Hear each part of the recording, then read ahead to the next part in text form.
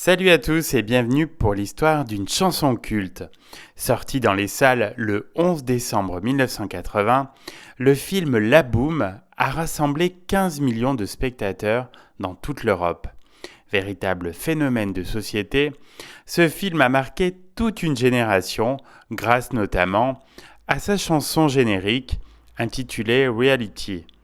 Découvrons les secrets de ce titre qui n'aurait pas dû être composé par Vladimir Cosma et encore moins chanté par Richard Sanderson. Lorsque le réalisateur Claude Pinoteau et la scénariste Danielle Thompson imaginent La Boum au début des années 80, ils sont loin de se douter de l'impact que va avoir ce film sur la jeunesse de l'époque. Au départ, pour la BO, plusieurs compositeurs de renom sont pressentis. Le réalisateur songe notamment à Michel Polnareff pour composer et chanter la chanson générique.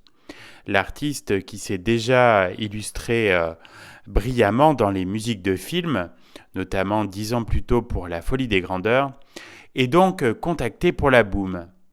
Hélas, empêtré dans des ennuis avec le fisc français, exilé aux USA, le projet ne peut pas aboutir.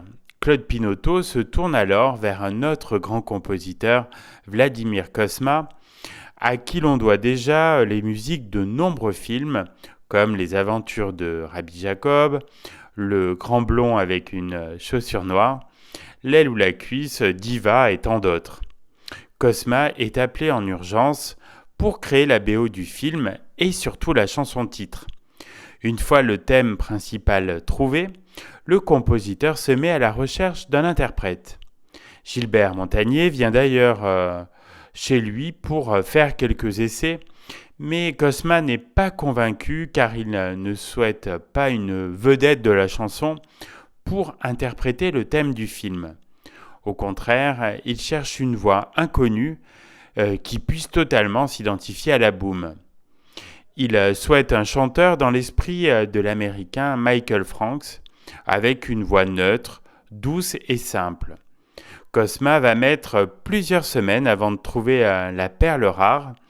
Un jour, à Londres, il rencontre un jeune chanteur et pianiste d'origine anglaise, Richard Sanderson.